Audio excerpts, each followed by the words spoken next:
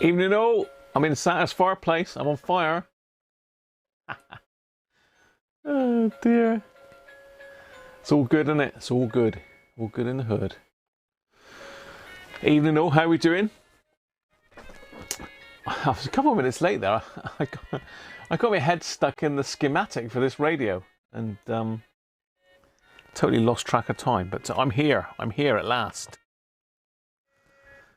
With all the usual Christmas shenanigans and a Volver. We've got a Volvo radio to play with today. Exciting stuff. Scary. Scary.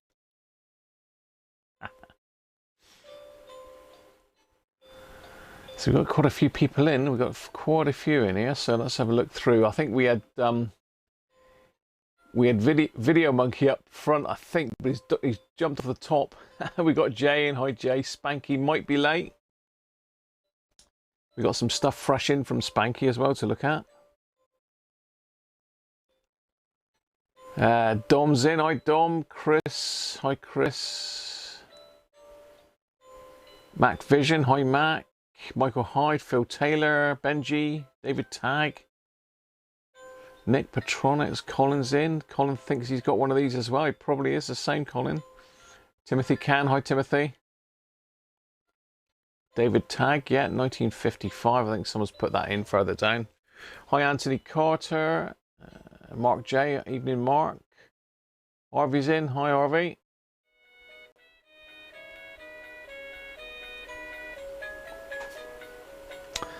So yours is a 372. Oh, okay. Yeah, close then. Rob, how you doing? Live chaussee. Lots of caps to change. Good performance day. Thanks, Rob. ZX, how you doing, Harvey? Certainly, I would like a pint of Guinness, mate. If you got one knocking about. Hi, yeah, Brian. How are you, mate? Hopefully, you saw that video yesterday, Brian. Pretty scary. Gonna have to pull your radio apart like that as well. Old Blokey, good evening, Old Blokey.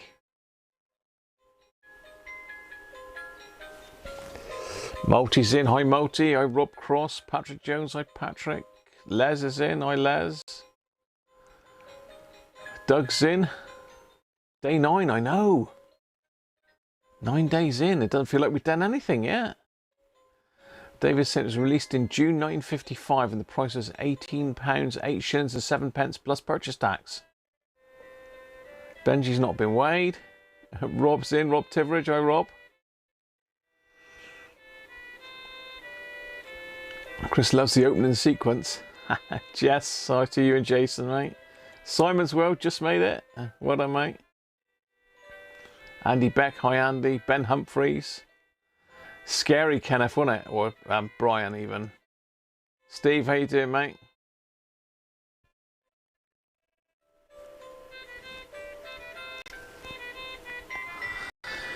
Steve is saying the Murphy on your display has an interesting heater arrangement. If only one valve lights and no others, then a valve is faulty. I didn't think it was a series heater chain on it, Steve, but you know a damn sight more than me, mate. You know a lot more than me about these things. Anyway, there's someone waiting in the wings, isn't there?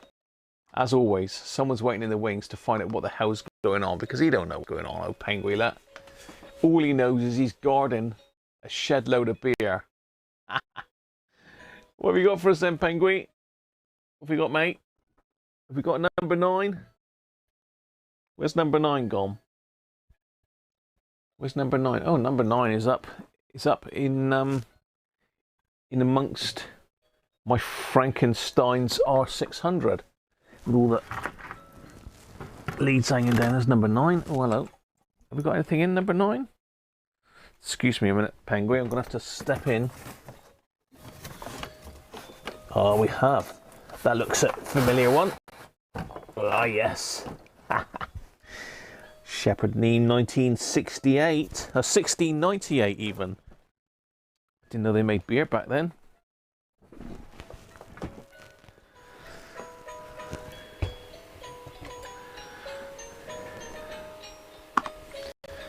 Thank you, Penguin. So yeah, there we go. The shepherd's in with the goats, look. The shepherd in the house with the goats and Santa.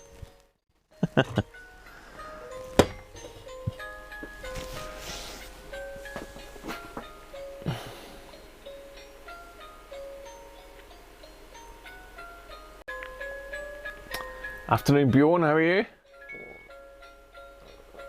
Penguin's been on Leicester. Yeah, he's a bit spaced out, isn't he? Is that limited slip differential, Ben, I take it you mean? We did have, well, some did have one valve on a separate winding. Murphy did not have access to all the valves. We'll have a look at the schematic in a minute, Stephen. You'll be able to give us the lowdown. So we've got the Radiocruncher beer. This is looking a bit beaten up, isn't it, really? Needs a bit of a polish, I think. Let's turn down the lovely Christmas tunes, because I know you love it so much. Let's get the Shepherd Neame open. So this is 6.5%. This, so there's no other beer in the. Oh, yeah, hang on, there is other beer in the house. I'm forgetting. We've got my stash from Fat Tony. I got my Fat Tony beer out on the landing. So Mrs. Cruncher's downstairs wrapping Christmas presents at the moment. She's been doing that most of the day, but we've been out with the dogs and got absolutely soaked just now. Absolutely soaking. Oh yeah, Pryor, John, how you doing, mate? Time to liven up the fire. Yeah, we got the. I don't know if Mrs. Cruncher's got the fire lit. It's quite warm here today because it's raining. It does tend to be a bit warmer, doesn't it, when it's raining? So cheers, everybody. Happy Christmas. Soon be here. The big man will be here soon. That nearly went down the wrong way then.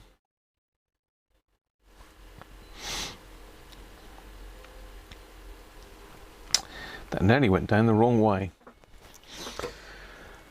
So I've got a couple of things that have come in today from our friend Simon, aka Spanky's Magic Piano even. So this arrived in from Simon today.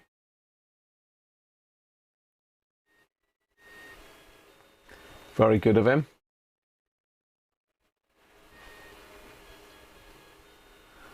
So Simon's enjoying the live streams. And he sent me a box of goodies. Where's my other goodies? He sent me lots of stuff here. He sent me a box of goodies. Now, where am I? So I'm getting confused as to what's what here. He sent me a couple blank mini discs. And as you all know, I've got a couple mini disc players. I've got a portable mini disc player, and I've also got the one in my workshop hi-fi here. Also portable. No, not portable. What? What? Hello? Yes, I should think so. So yeah, we got a couple of those. So thanks very much for those, Simon.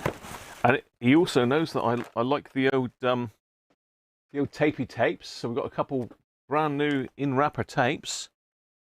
FE90TK. These are pretty good actually. And a Maxell UR. Again, good brands. No problem with those at all. And we've got, I don't know if any of you remember TSW, Television Southwest. But it's got me a couple. Anybody remember that? You'd have to be probably down this way, wouldn't you? TSW.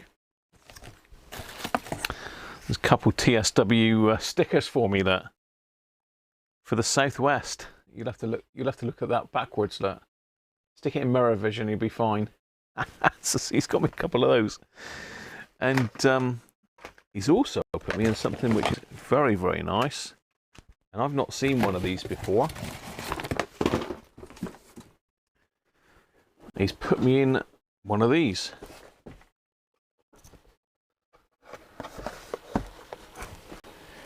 A QuickShot 2 Turbo for my Commodore 64s. Well, it'll work with the Commodore 64 and the VIC-20. I'm not sure if it'll work with the Amiga. Probably will, actually. It will work with the Amiga. This one says compatible with Amstrad as well.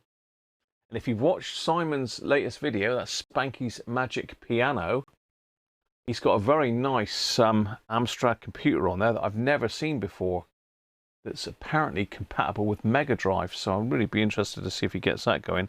But this is very interesting because I thought, oh, he's popped me a joystick in, which is very nice because I've got a QuickShot, but I've not got a QuickShot 2 Turbo, so I thought that's very nice. But what I didn't realise is this is absolutely brand new. Absolutely brand new, this is. And the other nice thing about it is it's red. Look at this. Look at this. This is brand new. This is never been used. Look. Amazing. Still got the original cable tie on it. Look at that. That's a beauty. All micro switched as well.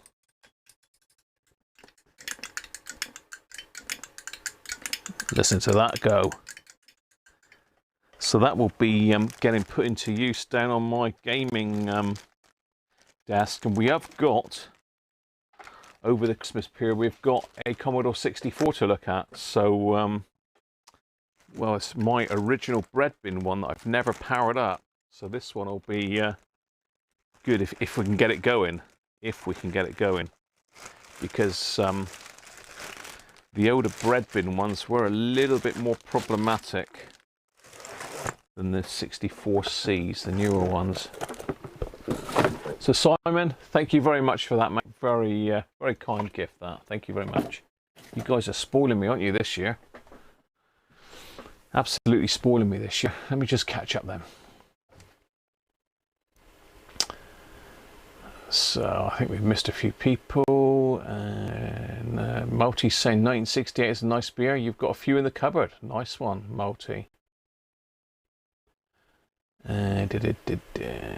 Harvey's asking what editing software I use for the opening screen. Oh, just in for the opening sequence. Yeah, it's Apple iMovie, Harvey. So if you've got an Apple machine, it's bundled with it. So if you buy an Apple machine, it's free with it. But if you haven't got an Apple machine, I don't know whether you could put it on an emulator or something like that.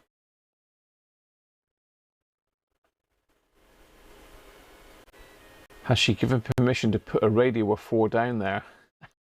Well, the big old Murphy's still down there, Steve.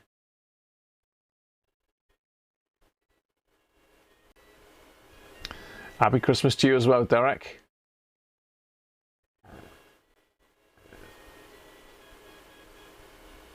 Afternoon, Mr. All the Gear No Idea, Chris. How are you, mate? Caught up with your videos yesterday at long last, Chris. Brilliant stuff, mate. I love the electric blue one. Mental. Okay, the A362 uses a 10F18, the IF amplifier stage, and the 362 used a 10F9. Okay.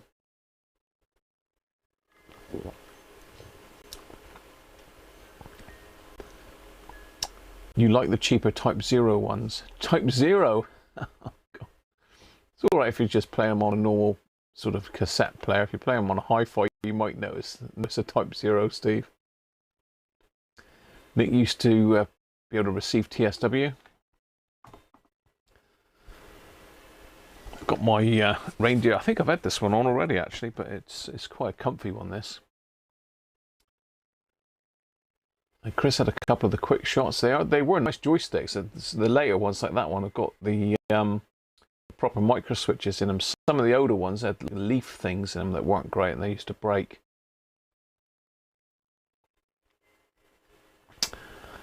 So you still use your Sony MDS JE530 mini disc. I've got a couple portable ones, and I've got the Denon one that goes for my hi-fi there.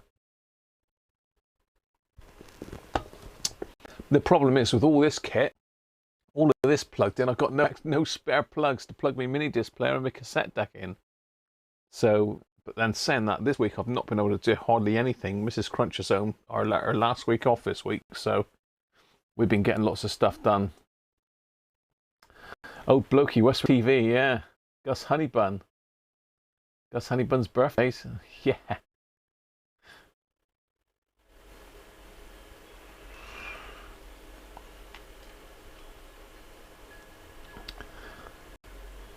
Yeah, so when you go into the projects page, Harvey, and you go to create new movie, instead of create new movie, you need to create new trailer, and you can design your own trailer, mate, in there.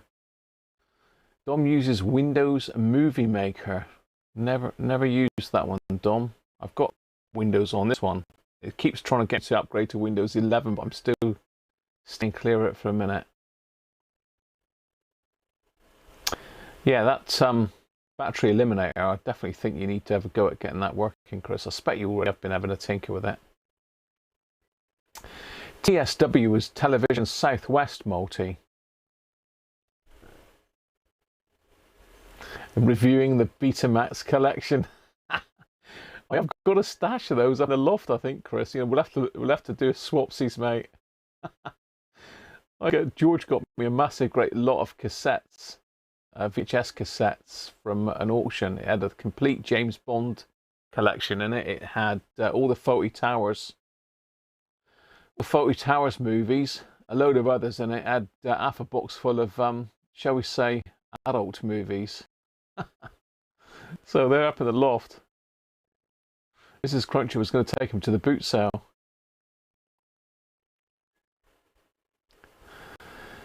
Adrian's Digital Basement, yeah, Adrian's brilliant. Hang on, Paddy's in. He sent me another one, so it's H-I-E.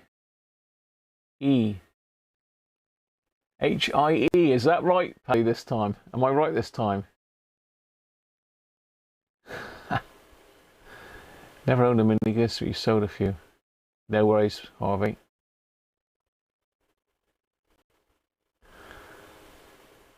He used to appear in the background on Channel TV as well. Who did?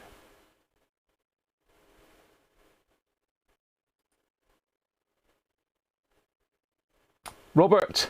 Hi, Robert. I don't know if you got my message, mate, about the pot you sent me a message about.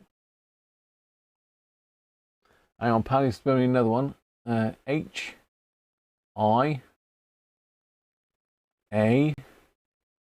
And I don't know the last one. It's H-I-A. Harry? I don't know.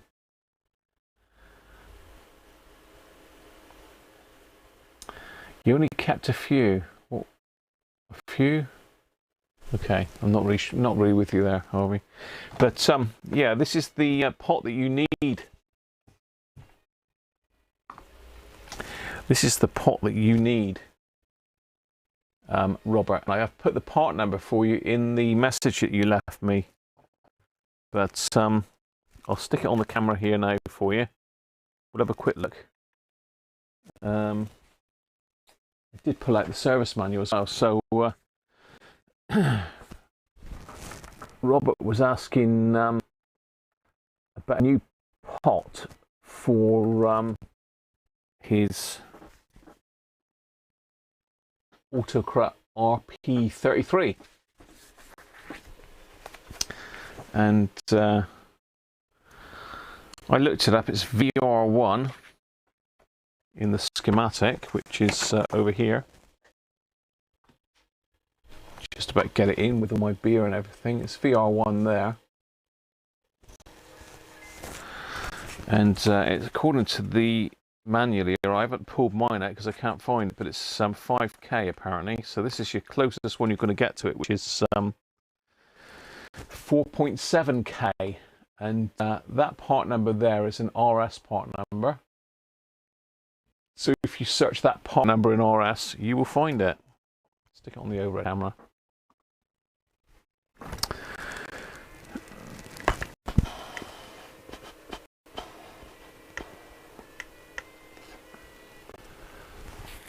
So that will fit your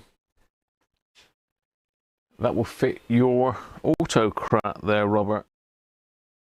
So it's switched. It's got the switch on the back, and it's got your 3 terminals for your potentiometer.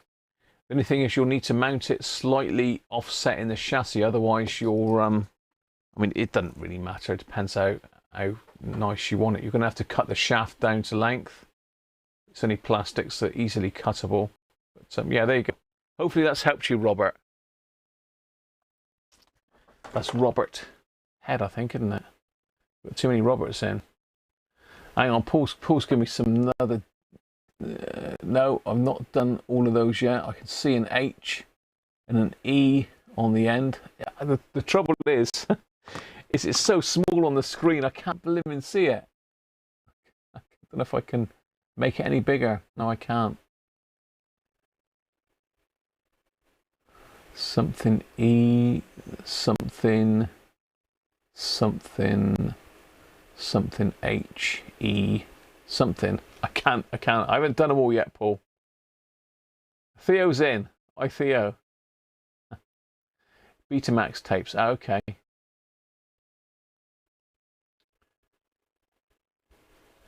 Rob, more beer. Thank you, mate. That's another Guinness for me in the bin, in the pocket. 700. Aston, how you doing, mate? Chris, thanks very much, mate. How are you? Look at that. I've got to show you that hacker setup as well, am I, in a minute? Remind me, Chris, in a minute to show you how to wire that hacker up again.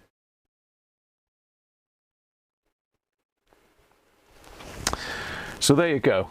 That's you sorted, Robert, hopefully. Where's my main camera gone? Oh, it's there, because there's nothing on it. Just let me get the rest of my beer in here. And we'll get today's victim up on the bench. Now, this one I've bought from eBay. Other auction sites are available, but I don't know what they are. So this is an eBay purchase. With help from all your super chats and my Patreon subscribers. So I bought probably 4 or 5 radios I bought in for the Christmas live streams, and this is the first of them.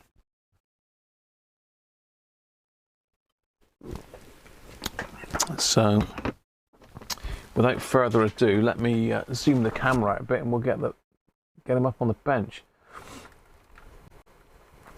Now, this is one of 3 Murphy radios that I bought in a space of 2 days. I went a bit mental for some reason. I really don't know what happened, but it might have been a wine infused eBay session, shall we say?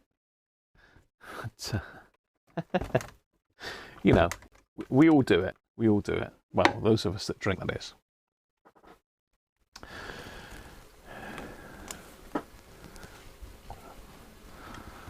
So we've got rather a nice cable here. Whether it's safe or legal, I don't know. But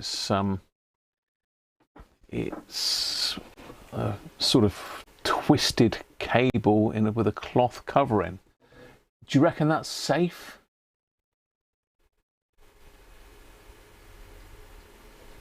No worries, Robert. Hopefully that's sorted you out, mate. I mean, it feels quite flexible still. It doesn't feel like it's broken. I don't know. It's dodgy, isn't it? But you know, there you go. So here he is. I mean, it's in pretty good nick. I was quite careful to make sure that it was all there, all white. It was all white. Let's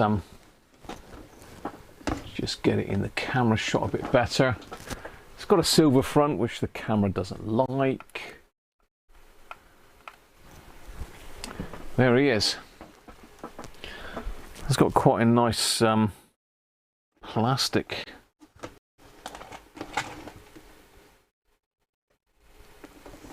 dial scale on it. And one of the things that did attract me to this one, it has got FM on it as well, so that's always a bonus. It's got FM as well. So what have we got? We've got and then it's like a very nice sort of chestnutty red colour. Dial moves fine. Long, medium VHF. It's on VHF. That's always a good sign.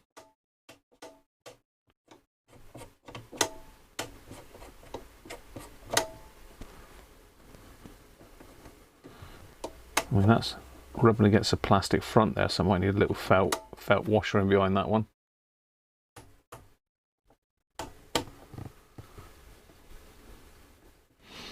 It does look like it's had a bit of a whack on the knobs, unfortunately, but you can't really see that.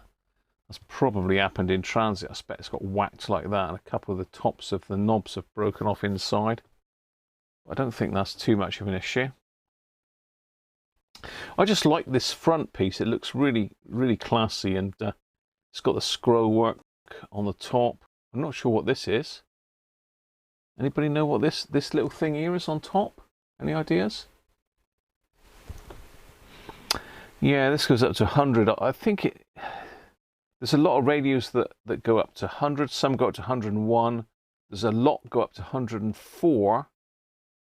But they didn't go up to 108 till probably late 70s. I'm not 100% sure.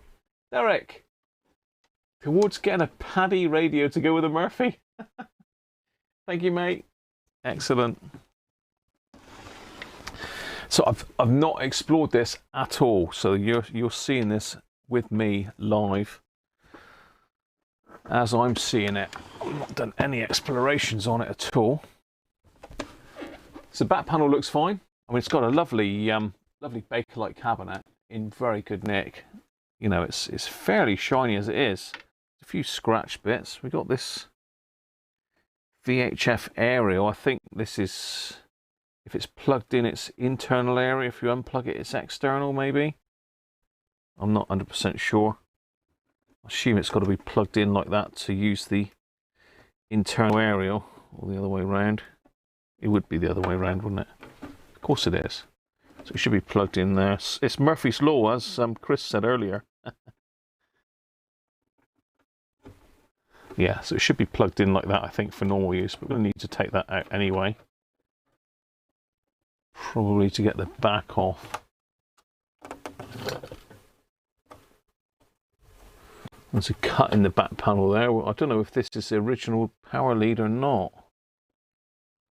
Got an external loudspeaker. We've got a serial number which says 470411. Let's get Sean's Mr. Man Cave's chocks in. The Man Cave chocks. Just angle it up a little bit so you can have a look.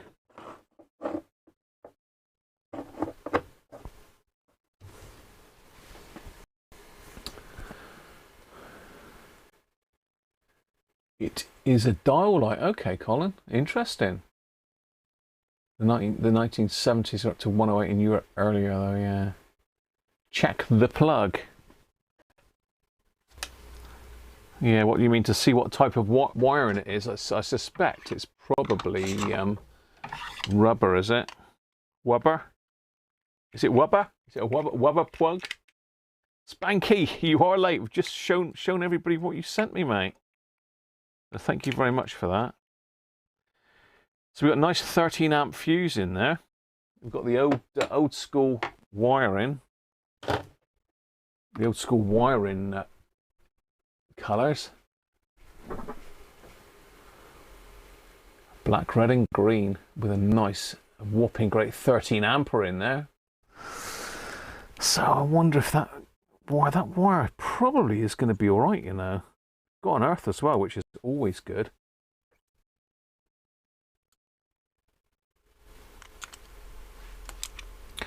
Just make sure that they're tight.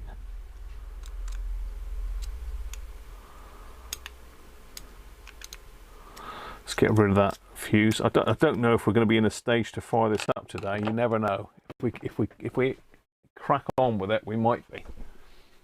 If we get a wiggle on, get a wiggle on, then we might put a fire up if I get the grid coupling cap done.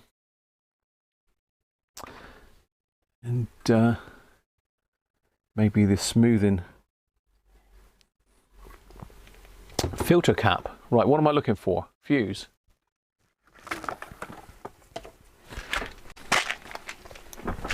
I'll tell you what, I don't have to get through a lot of 3 amp fuses. 3 amp or 1 amp? 1 amp or 3 amp, people?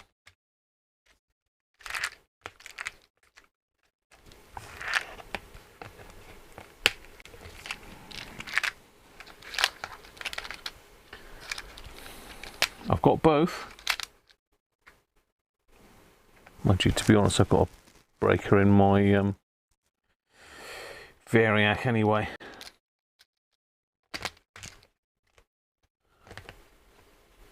Gonna make a brew with a whiskey in it.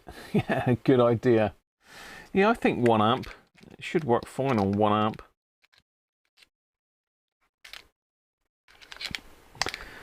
But saying that, I have got the Variac on my. I think I'll stick a 3 amp in it for now. If it's a no-blow fuse, what, a nail you mean? Z04VR, good afternoon to you, or good morning.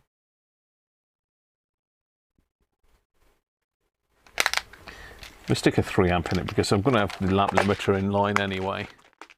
And there's a circuit breaker on the Variac.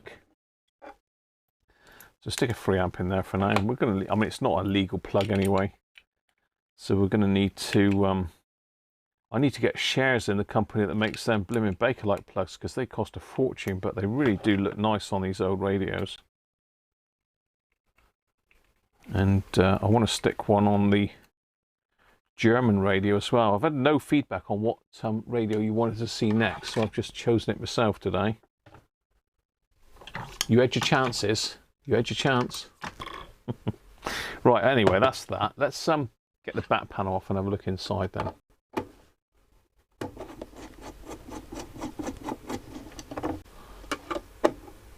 Let's see if anyone's been in here. Which is highly likely of a radio of this age. And as we said, this radio is 1955, so it's not a spring chicken by any means. Oh, we've got some authentic dust in here.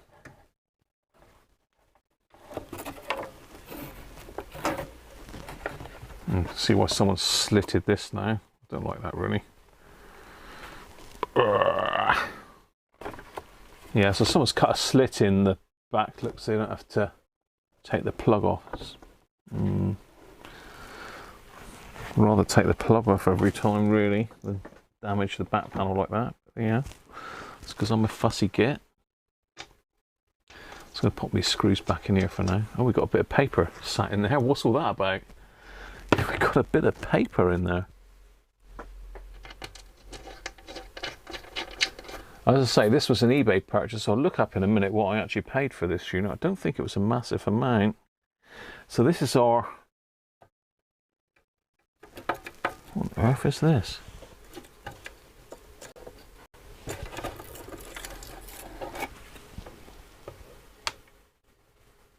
That's our FM Aerial. Dear oh dear. So we've got some silver tape there. I don't know whether that forms part of the aerial. It might well do, actually. I bet that's actually part of the aerial, that.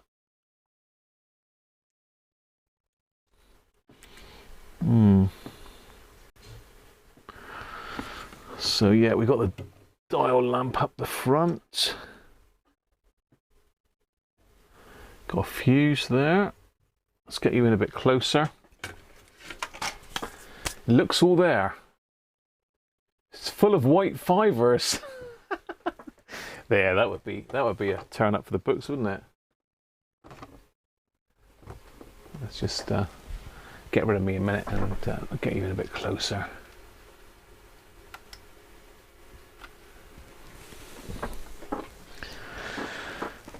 What is this then?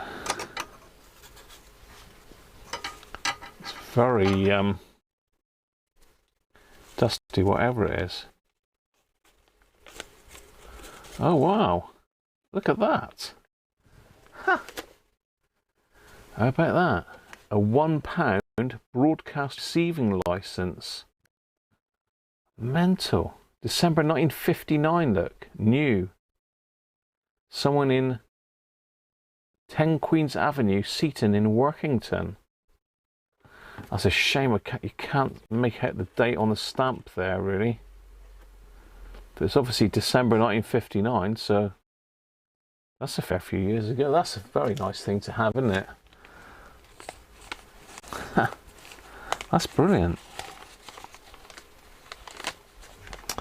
Wireless Telegraphy Act 1949. To be produced on demand, and there's all the conditions on the back. What I'll try and do is I'll try and scan that and I'll stick it on my page, on my community tab.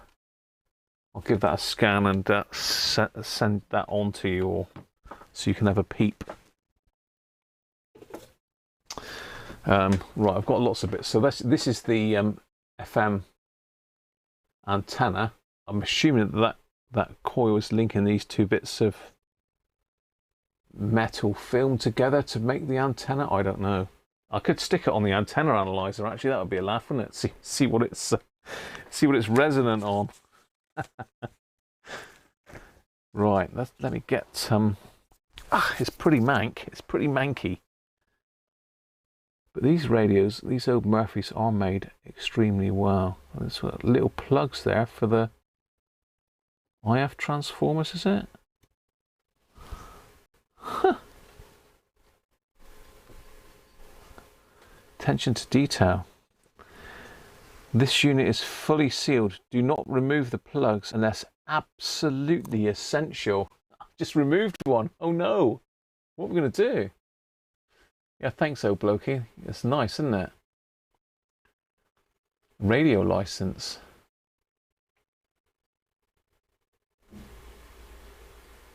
Complete with a matching coil.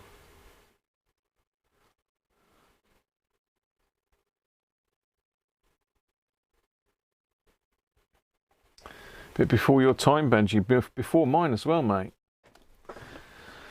So this is our output valve, and it is one of these something P14s. It's really, really grubby. There's a lot of verdigris on it. Just looking to see how it all comes out. Looks like that's just hooked on there. So there's a few things we need to check before we can even think about powering it up. One is the dreaded output transformer. Grid coupling cap to the output valve. And also the electrolytics. That cable looks pretty good. What's the verdict on the cable then? What do you think of this cable? Should we get rid? I don't know if my other cable is 3-core or 2-core. I think it's only 2-core. So we're going to need a 3-core cable. I've got some very low ampage 3-core cable which we can use because it's not going to draw a lot of current, I don't suppose, is it?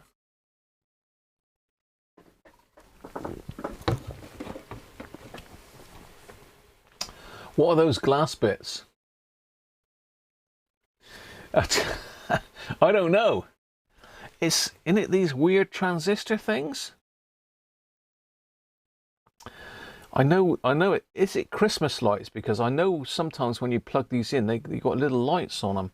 This this output valve does look a little bit. Just see if it'll come out gently. Let's give it a little wiggle.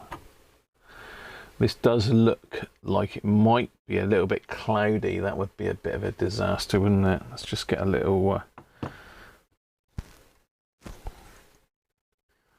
Let's get a little wet wipe and see. A wet wipe? It is a wet wipe, isn't it? A wet wipe. Wet wipe. Now, the will not touch the writing, obviously.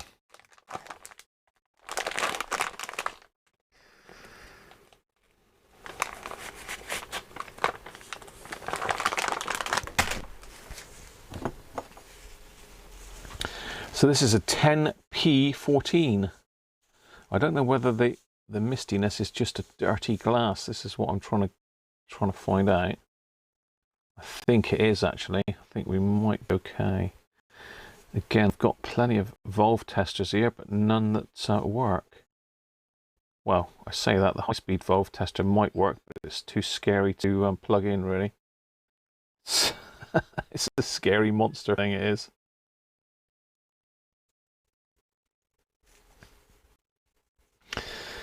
Yeah, that's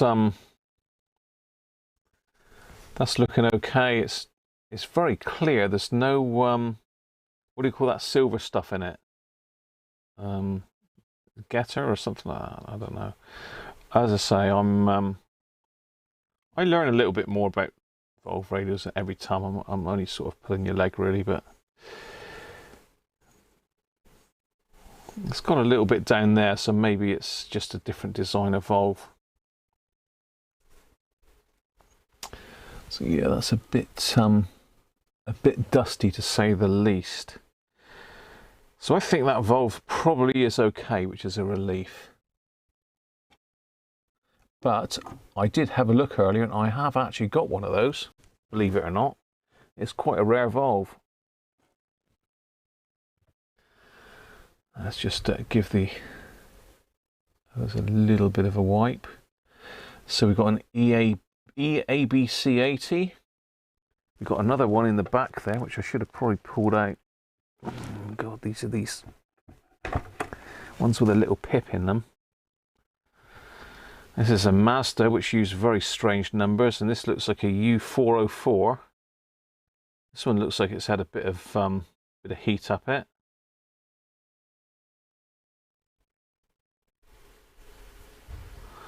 Yeah, this one looks like it's had a little bit of heat on it, doesn't it? But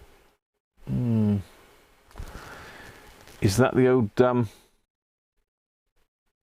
a little bit of white powder inside there as well, so that might be a bit poorly. Is that the rectum fryer, as our friend Mr. Christophe calls it? We've got a nice big waxy jammed in behind it there. So this radio so far doesn't look like it's been messed with, which is great news. Not because someone that's messed with it won't know what they're doing, but purely because once these radios start getting restored and repaired by people, they stop looking anything like the layout diagrams that we can get for them. Let's pop that one back in. Where's the little pip there? Should have done that before I plugged the other one back in, really, shouldn't I? There we are. What have we got here? Another one here. This one is another Mazda valve, 10F9. This is what Colin was talking about. This is, I think Colin said, this is the IF valve. 10F9. Let's give that a quick wipe. Taking care not to touch the lettering, because the lettering will disintegrate on sight. Made in England. Again, that looks okay. Visually, anyway.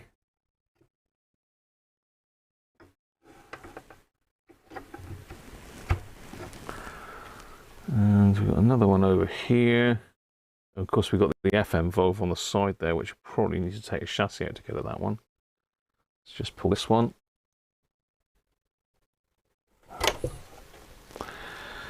And we've got a 10C1, another Mazda valve.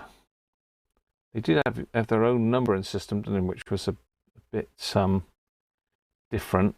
So whether Murphy were stuck with Mazda valves on some sort of contract or not, I don't know. But I had my pardon me, my extremely rare valve for that other Murphy arrived today for that big console radio. So I now have a complete set of valves for it, so that needs to be absolutely bang on before I think about plugging lots of new valves in it. So this must be the FM module here. Its own little valve stuck in at an angle. This is just coils in it, I think. Yeah, it's just IF or RF coils.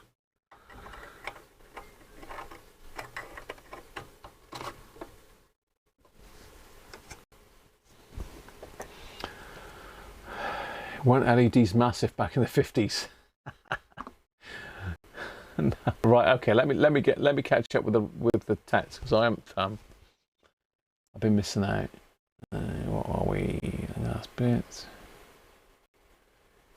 Change it unless it's in really good condition. It does look very good. It does look good, Chris. Change the cable, safety first. Valves. Keep the cable, looks good to me. Hot FETs. You can remember the radio license, can you, Derek? I got a CB radio license. Hot bottles, pentode, getter material. I knew it was getter. Rectifier. Buy Benji stuff.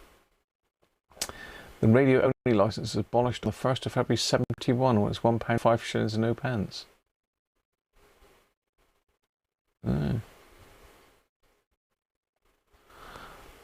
Steve said it will be 2 EF80s or similar, or a UCC85. What we're talking about? Oh, you mean the FM valve on its side, in behind here? It's hiding in behind this one. That's I probably can get it out actually. It's got a shield on it though. That's the trouble. No, I can't get the shield off with it in the chassis, I don't think. Actually, you must be able to, because you wouldn't have to take it out of the chassis to put a new valve in it, would you? Oh, it's come out with its shield already on it, look. So this is the FM valve. So we splay it apart a bit. We might be able to get it out without ruining the writing on it.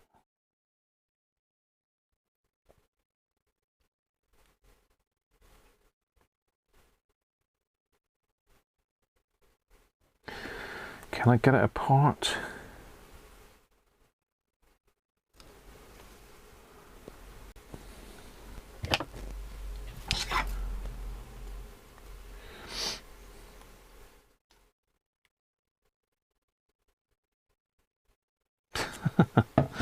I try not to scrape it along the body of this shield to have a look, see which one it is. Oh, come on, you're going to have to come out.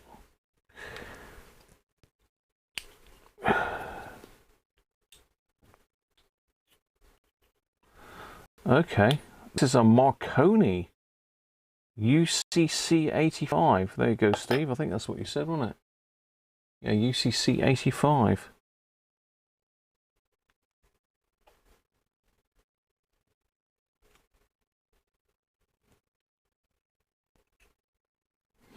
Again, that one looks okay. And when I say looks okay, I'm just looking to see if they're gone cloudy. I can't really tell, apart from that, whether it's any good or not. I'll try and get. I'll put that back in when we take it. We're going to have to get it out of the chassis anyway. I'm just trying to get some of the excess muck off of it a minute first. I mean, look at the state of this cloth. This has certainly not been touched, which is great news. Let's just wind that tuning capacitor back so it's fully meshed. We don't want to whack that on the way out.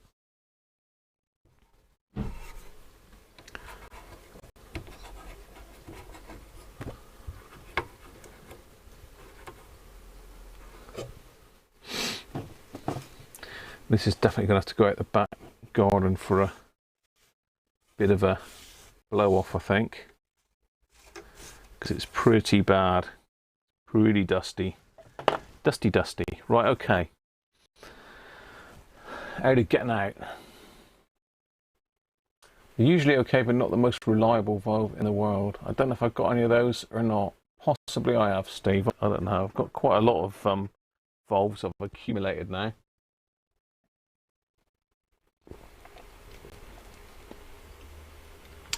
D for pence, D for denarius.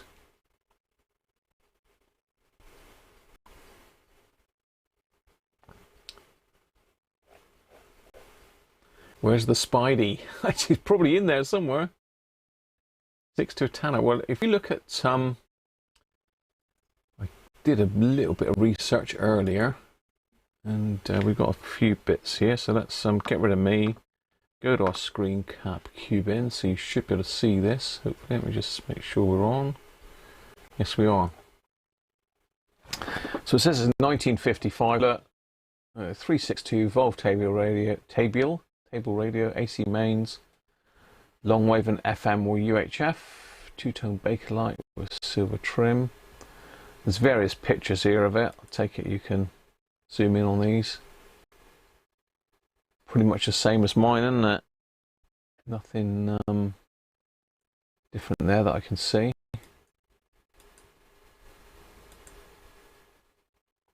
Apart from they got a nice straight bit of what is it, Paxilin or something like that, with this funny little antenna coupling coil on it.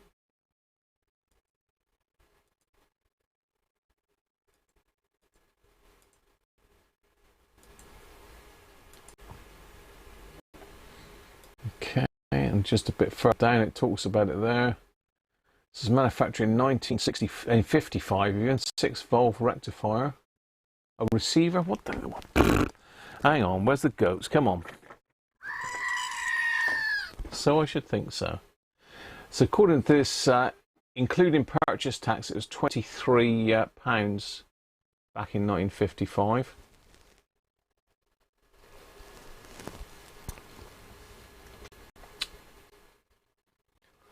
So in 1955, it says that VHF was taking place on an experimental basis in only a few reception areas. So Murphy must have stuck their neck out really to bring this one out when there wasn't really any proper VHF broadcast yet.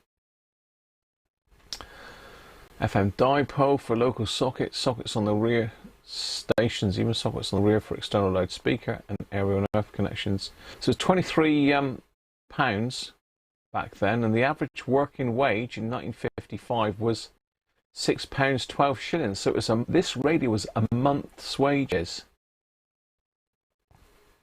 So that puts it into sort of context, really, doesn't it? So it was actually a month's wages. I'm not sure what this site is, but they do seem to have quite a lot of stuff on Murphy's and other valve radios. Quite a nice site, actually. What is it called? Snelling's Museum. Look. So let me just copy and paste that in, and you can save that. It's really interesting, actually. I've had a quick browse through it, but let's pop that in the chat for you.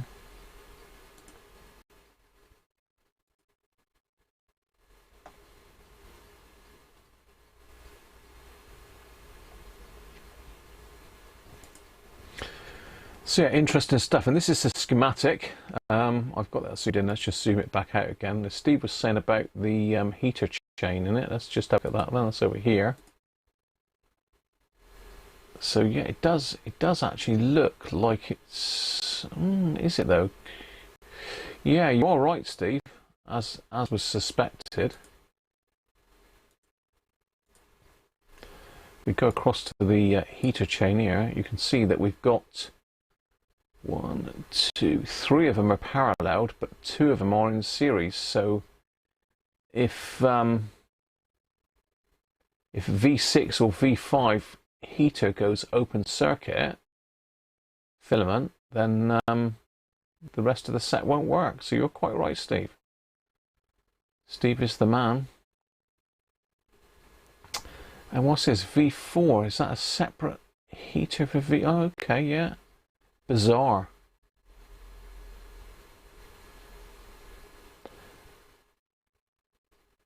So yeah, we've got different voltages at different points here, look. I don't know, it's 119, 118, that's the, is that the resistance of the coils? I don't know. This, certainly we can see that the, as it goes down through this series chain, that it drops down, and we got this one as a 6.3 volt tap-in by the looks of it off a transformer. So V4 has got its own tap-in. That is bizarre, isn't it? I thought they were all parallel, but they're obviously not. I think there's another diagram here somewhere with the schematic on it, just showing it a different way. This is radio and television trader, I think, in that trader sheet. It's probably a bit easier to see here, actually. So yeah, there's our tap-in, drop-in resistor. Then we've got two filaments in series, and then the rest are in parallel.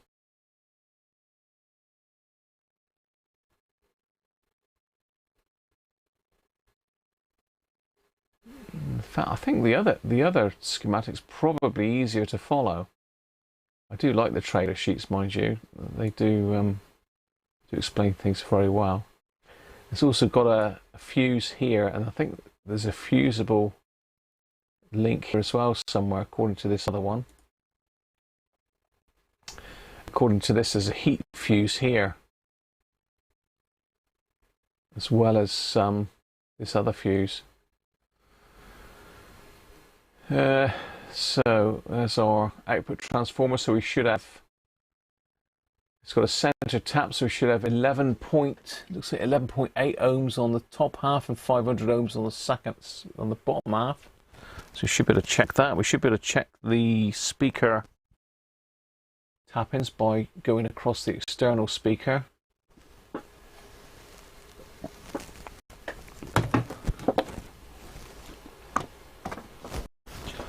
Right, let's catch up with the chat, because I'm sure a few people have got some bits to say after that. So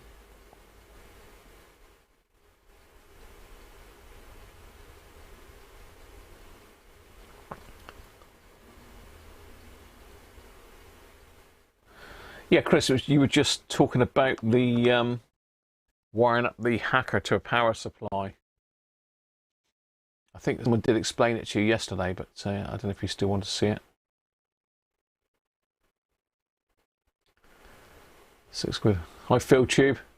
Yeah, no worries, mate. I did go through my subs, I think yesterday, and those that had some content, I subbed to, so just to see what you're up to and sub back, if you know what I mean. Sub for sub and all that. Hi, Steve. All the way from France. Very cold, yeah. Same over here, mate.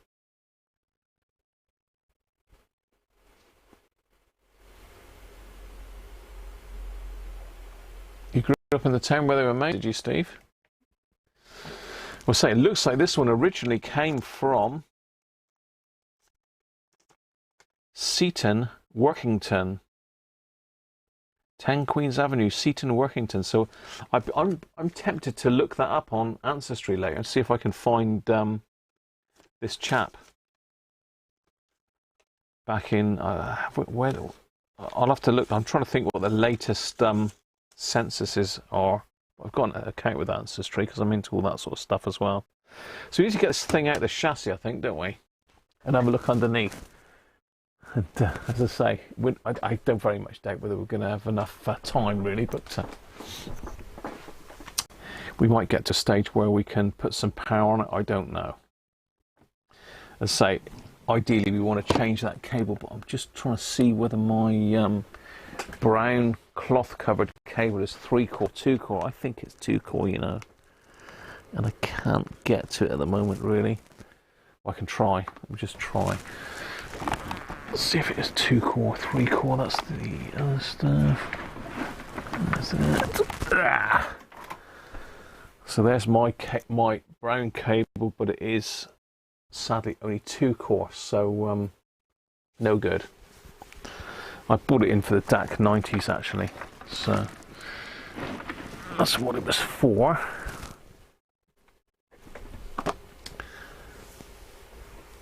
Right, so we've got to get this thing out of the chassis. Let's have a quick look at the trader sheet. I think it's just these 2 screws. I've got to loosen the dial lamp. So I'm just licking my t-shirt. Got a bit of fluff in my mouth.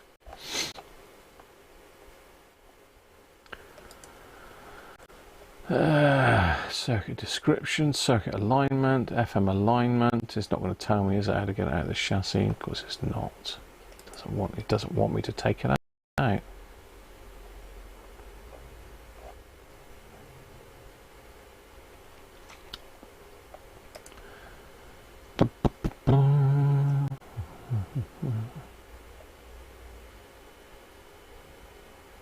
Okay, remove the chassis from the cabinet as the tune scale remains affixed to the cabinet. When the chassis is removed, it's necessary to use the 0 to 180 degree calibration scale on the circumference of the tuning drum shown in the sketch of the drive. Oh my god.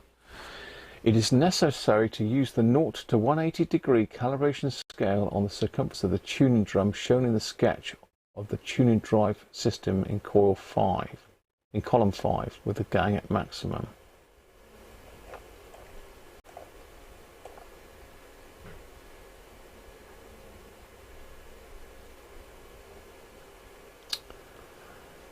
Okay, so it's not easy, no surprise there. Just need to make sure we got this right before we go ripping the thing out of the chassis. Okay.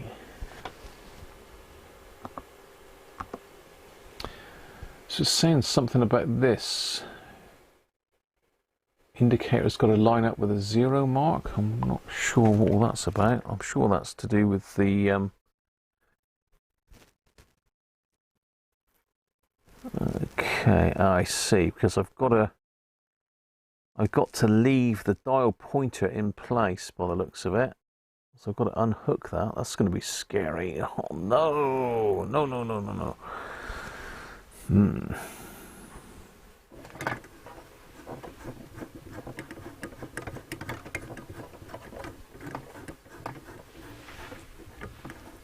I don't know where that pointer is. It must be in the front there somewhere.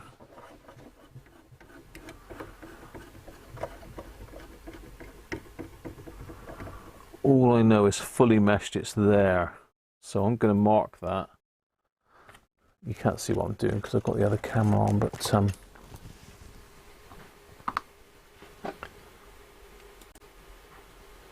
I think what it's referring to is at the top here, where the dial cord fits. I can get you up a bit higher. Shaw's Mega Blocks. Yeah, there you go.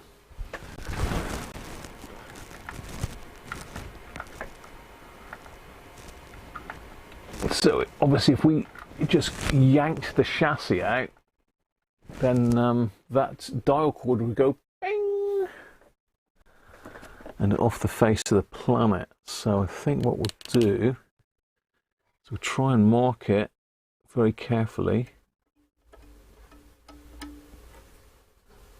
You can do that.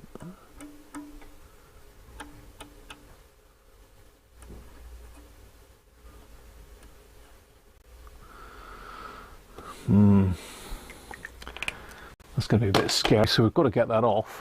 There's no messing with it. It's got to come off. How tight is it?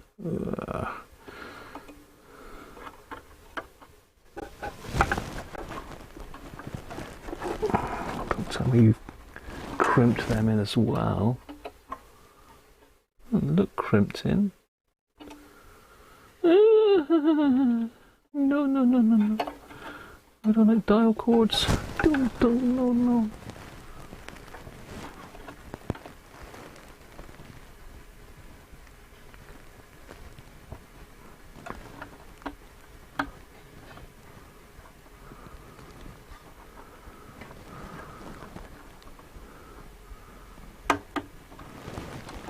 Right.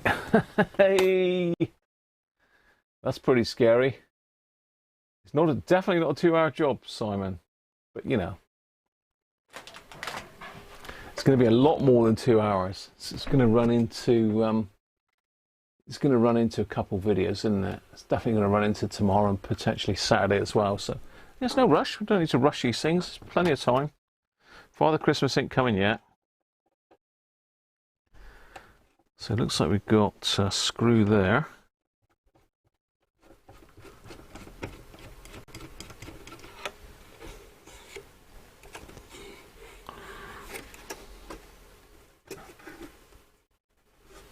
Which doesn't seem to make any difference whatsoever. And a big old screw there.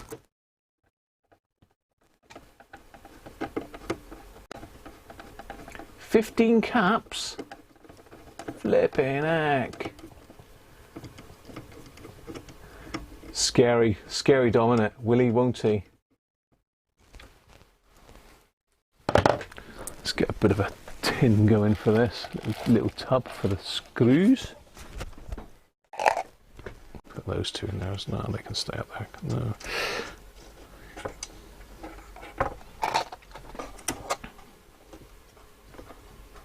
That's absolutely not moving. Oh, hang on, it might be.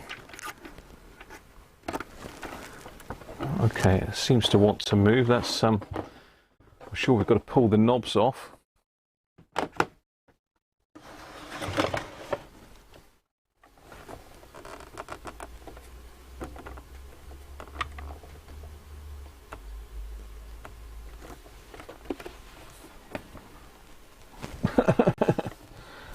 So again, these are not coming off very nicely, are they? They wouldn't do.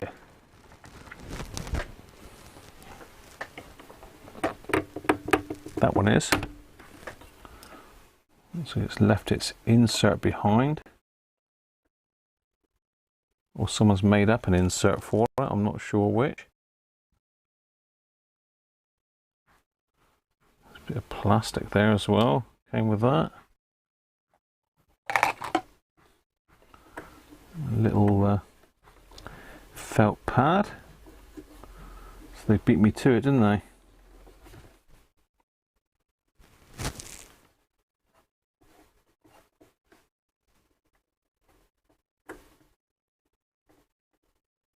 Don't mess with the tuning, Graham. On-off volume. That came off easy. I don't know if these white bits are actually supposed to be on there or whether someone's added them. This is the only one that's giving it some stick to get off. Oh, well, that's come off with the white plastic bit.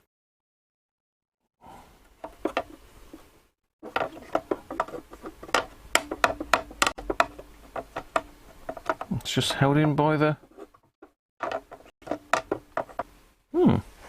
Interesting.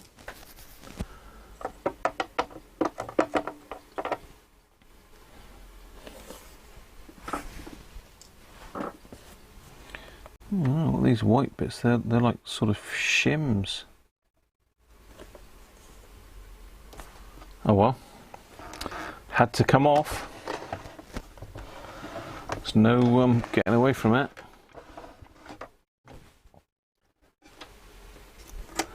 So everyone's gone quiet. I don't blame you. All right, okay. So she's coming. She's a coming out. Let's make some room. Let's go back that way a bit.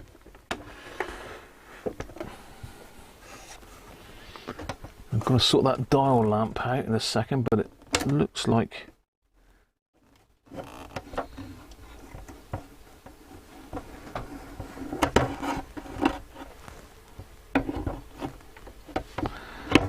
it doesn't want to come out. Why does it not want to come out? think it's just the speaker connections.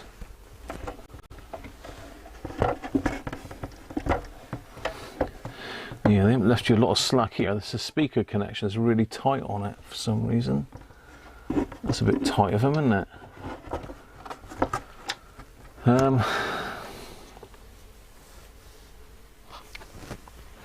So we're going to need to desolder the speaker wire, basically. Let me have a bit more beer because it's getting stressful now. It's getting stressful. I need another sip of beer.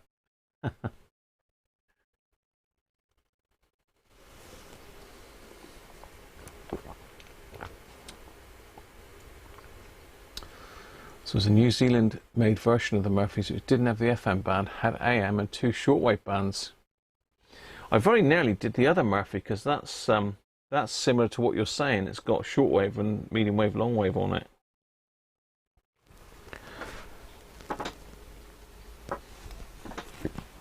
But as no one came back and said which one they fancy, I just went for this one.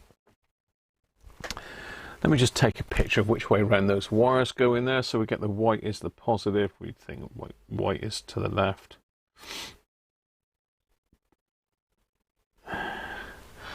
How did we get by before mobile phones, eh? No, I don't want to video it. I just want to photo it.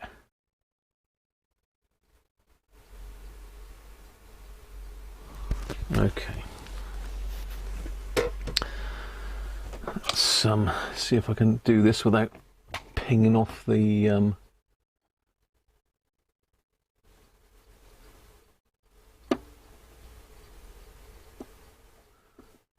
dial cord.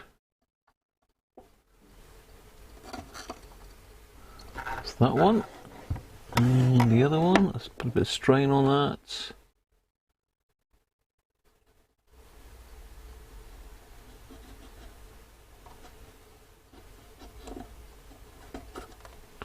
That's that one off. A dial lamp. We've got a bit of slack on that one by the looks of it.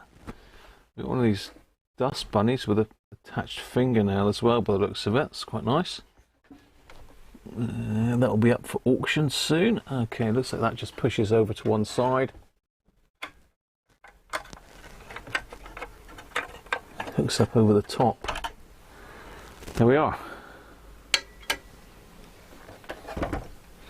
She's out. Oh, exciting. What's the speaker? I don't know. It's a Celestian. I don't know what ohms it is, but looks in good nick.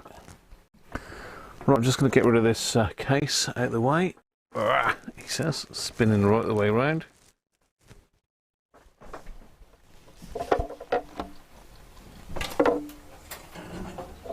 I've got stuff everywhere. How Mrs. Cruncher's coping with this season of live streams, I do not know. She deserves a medal. She deserves a medal on Mrs. Cruncher for this lot. Can't believe how much stuff's in the way. Can only just get past the box of valves on the landing from the other day. Right, let's move Penguin's cam because that's in the way. I'm bound to knock it over.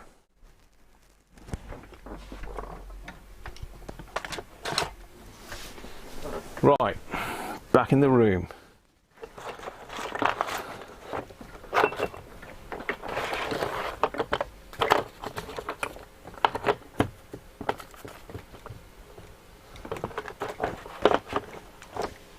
Right.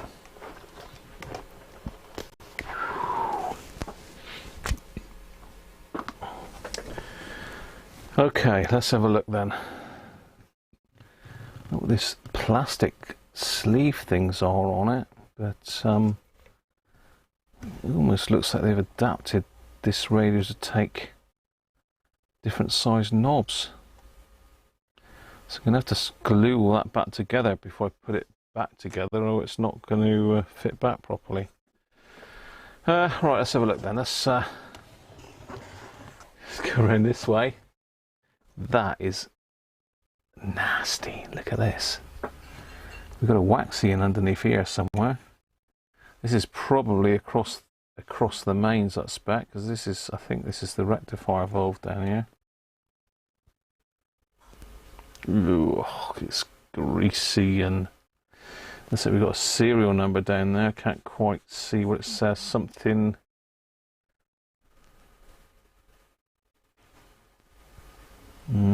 Can't see really.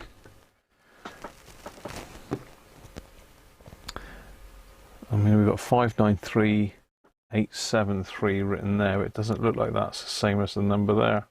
I don't know.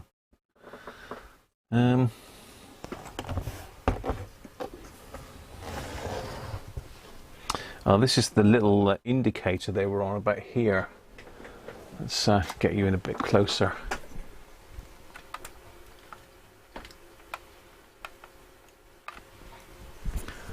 So yeah, this is that little indicator that they were on about. Hopefully,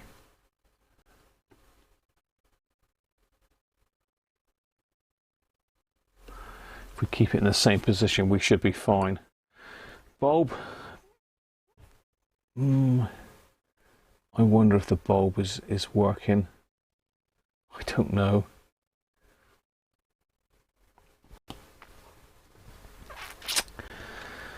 So we've got two big. Oh, hang on, this is a bit wibbly wobbly. What's going on here then? This is popped out somehow. It should be attached to the transformer, but it's floating in the air. So it looks like there's 3 resistors on there, probably for the lights, but yeah, that's jumped out of there, I would say. If you can't see that now, can you?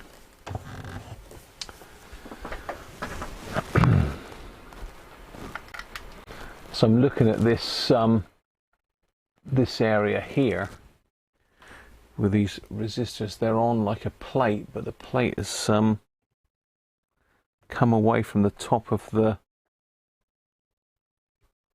transformer, so that should sit down, I think, in there like that and spring out possibly. It doesn't really look like it's ever going to stay in there.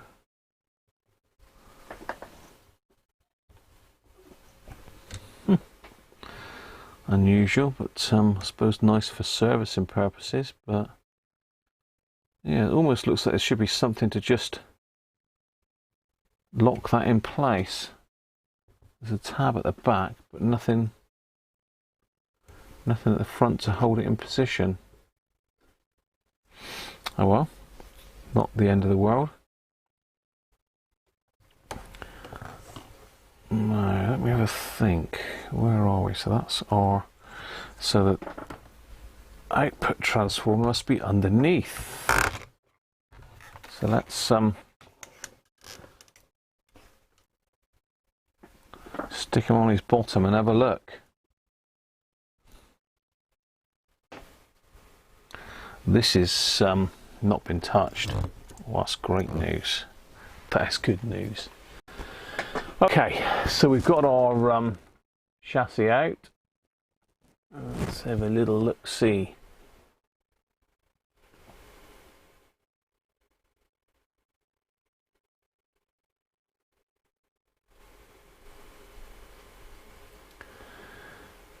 So, what's Spanky saying before mobile? Oh, just take to the nearest phone box and sketch it.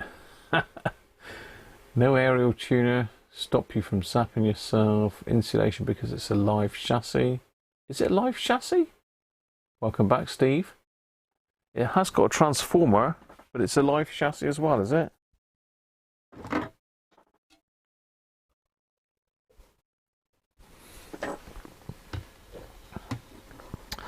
So we've got lots of waxage in here. Absolutely loads of it. This is our transformer, our output transformer. Let's have a look. We've got our white and our black come down.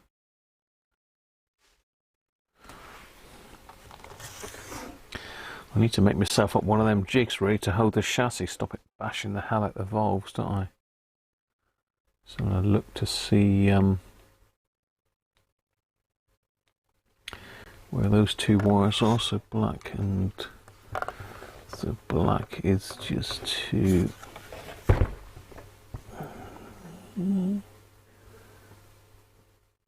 it's black and white as those two. Okay, so that's going to be our secondary. So our primary, I don't know is the answer. So basically we've got 6 tappings on this transformer. That's all good fun, isn't it?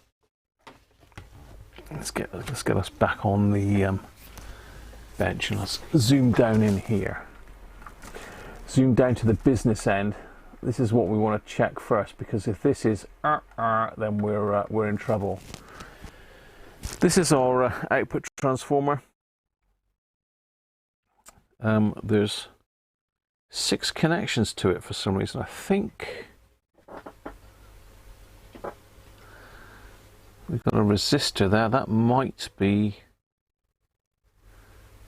the primary. The secondary is definitely those two there, which we can test. So let's get the meter and check the secondary. That's probably a bit big in the shot, isn't it, really? But, you know, what the hell. So secondary should be very low ohms. Yeah, just under an ohm. That's fine. Primary, is that the two far ones? 1.5k. And we've got that one and that one. Because there should be... We're looking for... we got 539 ohms there, which looks good. So maybe that's one side of the centre tapping, and the other side of the centre tapping, is it there? 1.5k, or is it there? 12 ohms. 12 ohms seems about right. Let me just have a look at the schematic again. Let's fire the schematic on the screen again, and let's have a look at the... this one seems the easiest. So yeah, I think we're okay, because it says 11.8 ohms and 500 ohms. We've certainly got those two readings there. It's saying 97 on the external.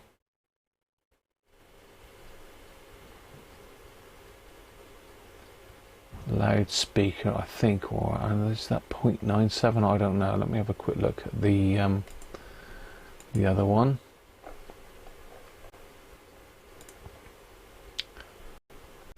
Sorry, I'm jumping here.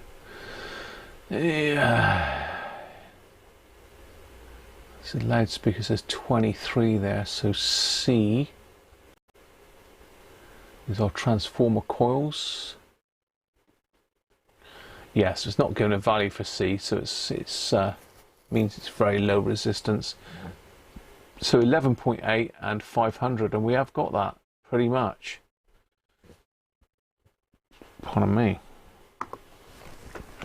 So check that again. So 11.8 and 500. So I think that's the center tap there. So we've got a 540 there. And 12 there, and what's that side?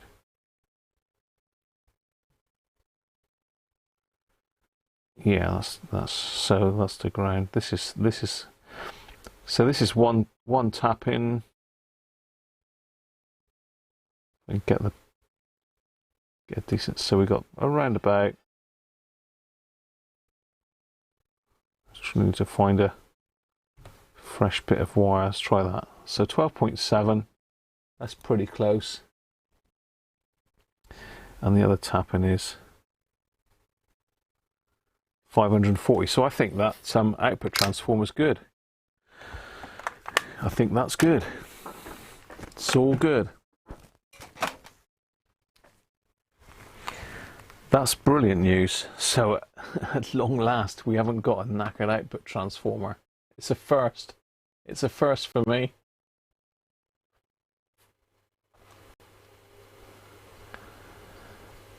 Okay, chassis hot. It's a valve lineup.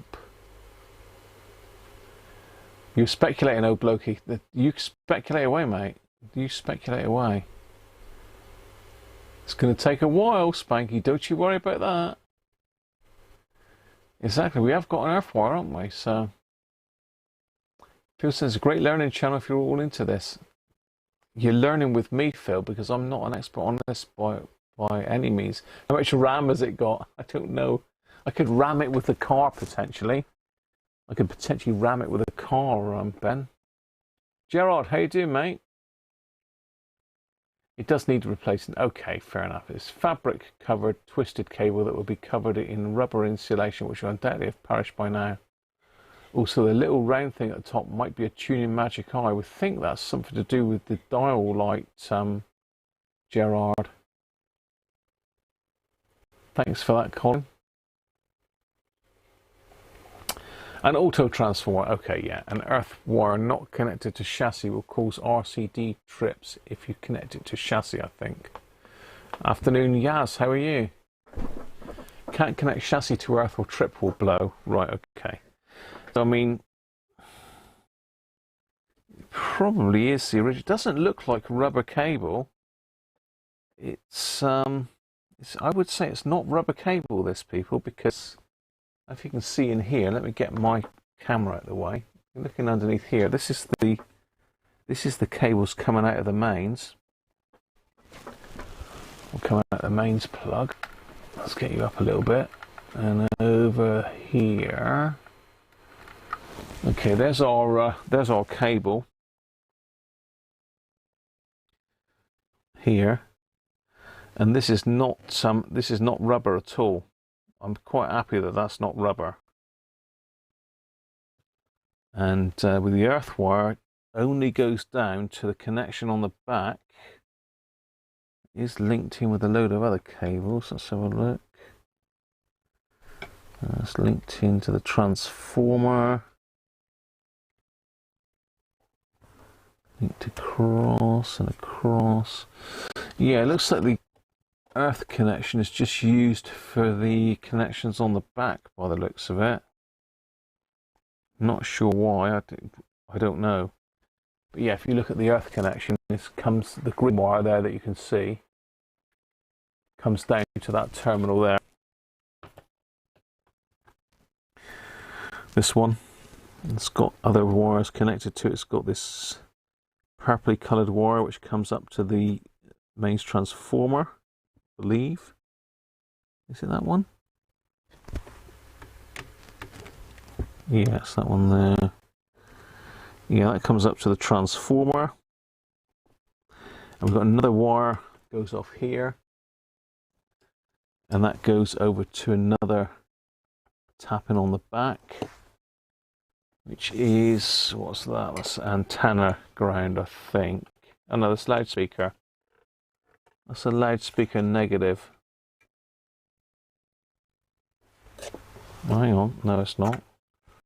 No, that's, I think that's the antenna connection. So, there you go. But it's definitely not rubber cable. That explains it, Steve. The earth wire is used to allow a PU being pickup input. Let the goat ram it, Patrick. Always be sure that the chassis is connected to neutral.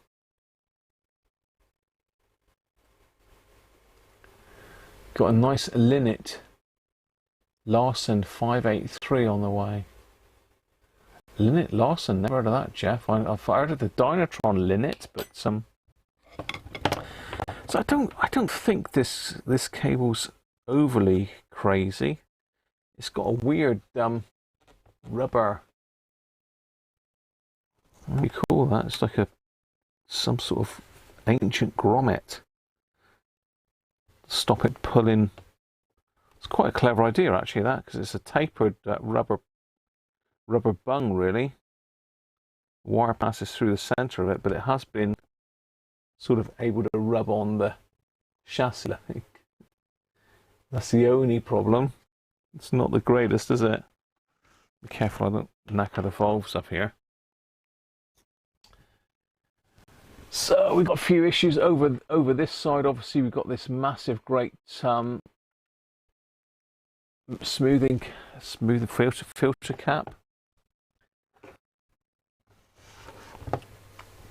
Let's undo that and have a look.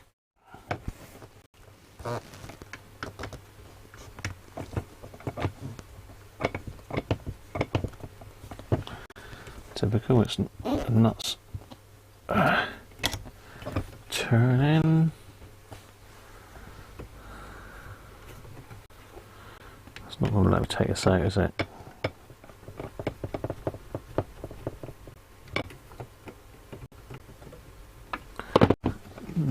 It's all a little bit tight there.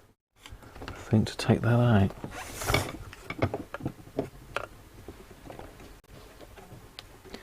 Yeah, it's connected right in tight there, but we've got, it looks like we've got two capacitors in that one. Can't see what they are. If I undo that, well, it might come off if I undo these two. There's two screws underneath here. Whee! Two screws here. If I undo these, that's what's holding that bracket in.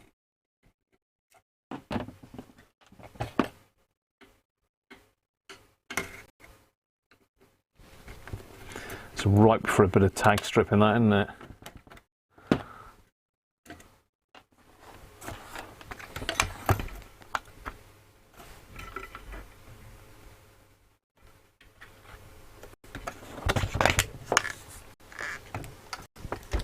Ripe for a bit of tag stripping, that. So that should just slide off. There we go. So it looks like it's two 50s in there, a 50 and a 50.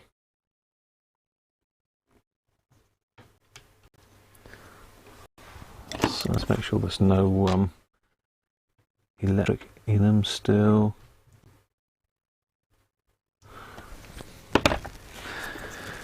Let's get the ESR meter on it and see what happens. Swap my probes back over. I mean, we need to test these at their working voltage, really. I'm not looking to reuse these. So don't worry, don't panic.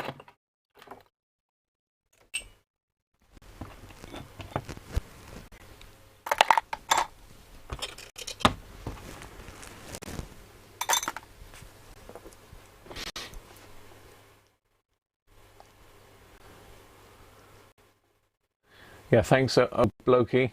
Thanks for coming in, mate. Good to see you.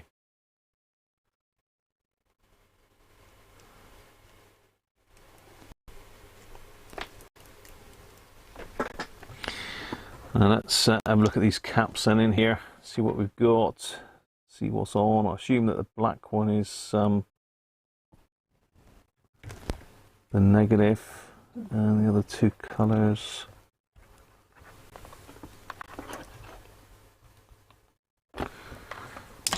It's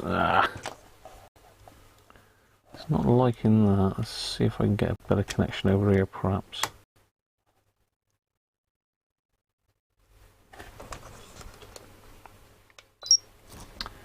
So these are supposed to be 50. That's not bad. 55.3 and 0.79. That's potentially okay, but I suppose the true test is in testing its working voltage. And the other one, just test that again.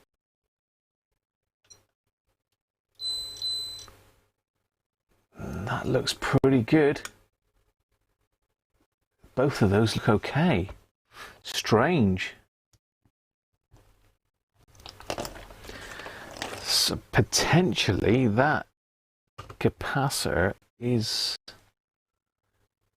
worth powering up, or should we stick the Heath kit on it?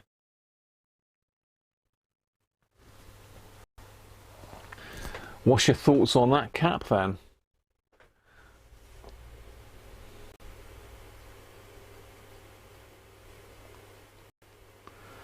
You'd think so, Tom, wouldn't you? You go in there, mate. Oh, yeah, catch you soon. I think that's okay. We've not been able to test it at its working voltage, which is 350 volts.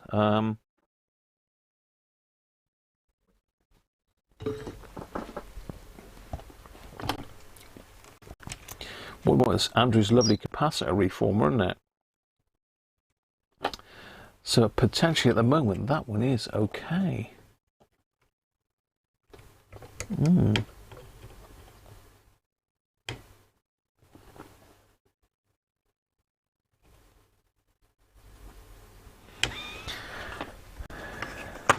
But it's definitely big enough to restuff, isn't it?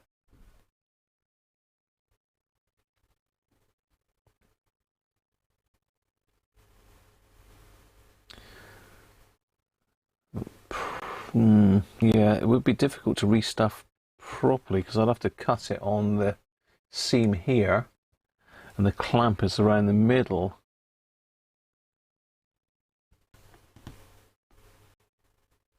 Yeah, I'm not sure on that one. I don't think that's going to stop us powering it up anyway, but put it that way. So the all-important, that capacitor, as they call it, this is the one that I used to get confused to hell by, because everybody kept talking about this capacitor that only those in the know knew what it was. It used to wind me up. Thinking, well, what is this capacitor? And it basically it's just the grid coupling capacitor for the final valve stage, the output valve. So if we look back at the we'll look at the trader sheet now, because I've got a layout on the trader sheet, so we'll ignore the other schematic and we'll look at the trader sheet now. So screen cap cube. I don't think I'm in shot now, am I? Where are we? No, okay. So if I zoom in a little bit,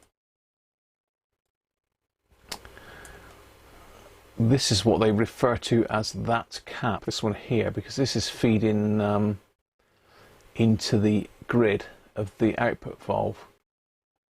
We've also got this one as well, and this one. But ultimately, this is the one that blocks DC from going onto this this grid. Because if you stick DC on the grid, you overdrive the valve and you burn out your output transistor, which is great. You probably don't do your output valve a lot of good either. So this is C56, so we need the layout. Where's the layout on? Here, that's the top of the board. C59, that's the one across the mains, I think. Got C56, have we got a diagram of the underneath of the chassis, or is it being naughty to us? But surely we've got the underside of the chassis, haven't we? Here we go. What did I say? C56, didn't I? So it's gonna be over this end here somewhere. There he is. C56. That's the boy that we're looking for. That is the most important one in the set, and that is right underneath V5, which is the last valve. I would assume it's that monkey in there.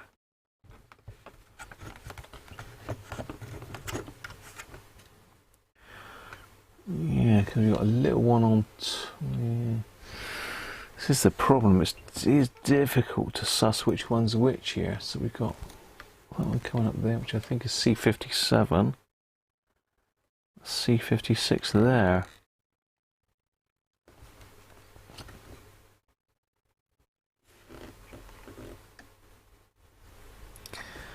And it's on this tag strip, which is nice. That's going to make that one easy to change. I think that's the one. C56. So have we got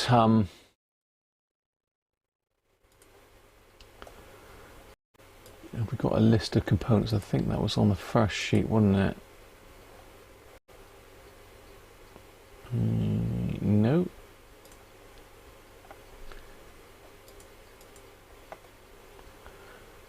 C56 is 0.005 microfarads. 0.005. Okay, so let's go back to the chassis.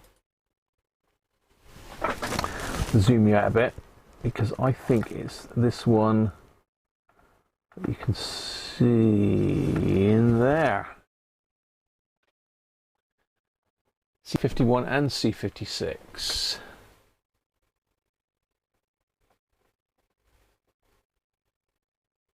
Did I say output transistor? Did I say output transistor? Surely not.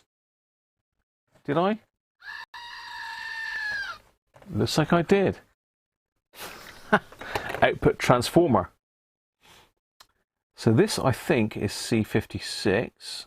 And see if I can swing him around. He's going to play ball. Yeah, 0.005. So this is the boy. So that one's got to come out. Let's have him on out.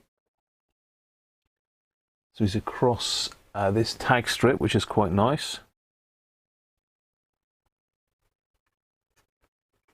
Is he going to come undone, or they wound the hell out of it?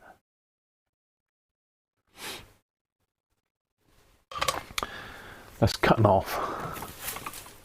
Ooh, pulling down Mrs. Cruncher's decks. So it's across the to there. I'm covered in this waxy muck, this waxy, dusty nastiness. Oh dear. You're going to use a Bluetooth unit plugged into the gram of L&L Volv radio. I haven't found a good one. What is Bluetooth verboten?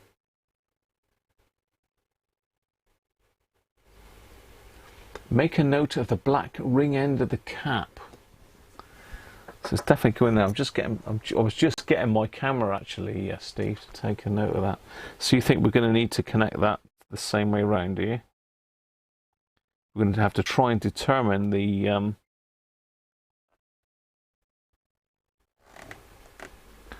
so it's connected. Let's get that one out of the way.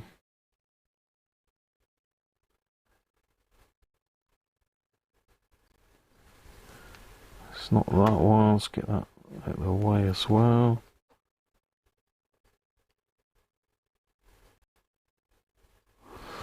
I got the light turned on that. And that's the other end. So this is the one they refer to as that cap. So let's get a Heath kit out and have a look, see what this is actually measuring. Steady. Now, what have I done with a Heath kit? I think it's back in the bedroom where all Heath kit capacitor testers live, in the bedroom, isn't it? What are we doing this house? How are we doing? 1/4 2.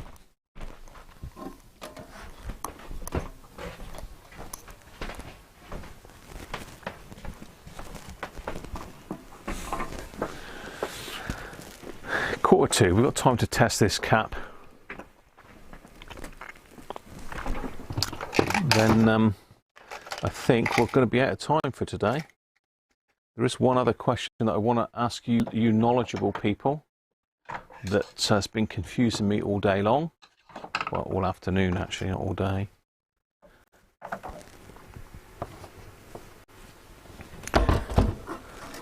Let's get the magic eye machine in.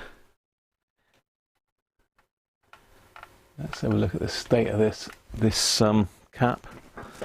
Let's get the what am I trying to say? What are you trying to say, Graham? I need my quick test, but what have I done with it? It should be just there, but it's not. So that means I've had it out somewhere, and there it is. Still plugged in from last time we used it. Okay, let's get the old quick test hooked up then a minute. Stick this one on it and see what we got. Give us a good idea as to what the other caps are like. We're going to have to change them all, aren't we? There's no messing about. There's no point just trying to power it up for the sheer hell of it. We don't want to make it potentially any worse. We certainly don't want to damage our nice working output transformer. Because I have got two radios here that I know that are coming up soon that have both got dodgy output transformers. So let's power that up. 240 volts. Let's get some leads. Get some leads.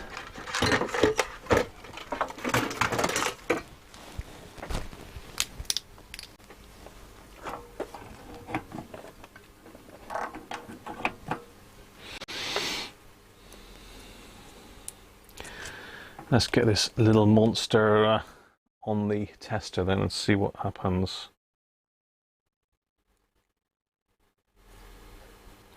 So this should be 0.005 microfarads.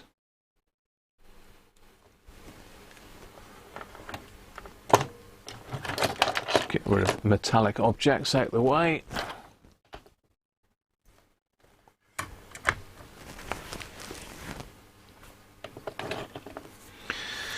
Okay, so normal, let's go 5 volts.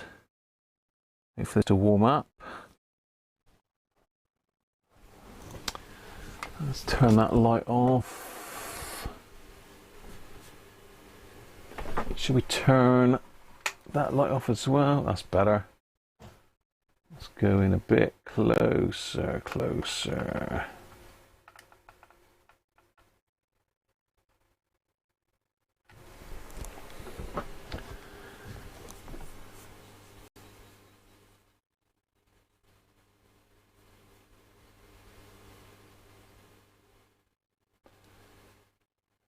So if it was yours, Bjorn, you would consider doing it if you plan to use it as a daily drive. When you say doing it, what do you mean? Jeff's you mean?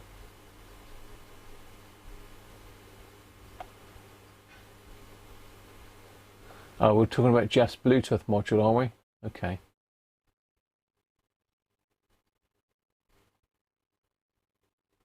Yeah, don't take any chances, Chris, because unless you're connected up to a power supply, mate, you've got no way of testing it.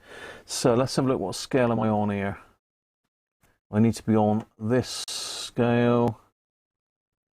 So we want 0.001 to 0.5. So 0.01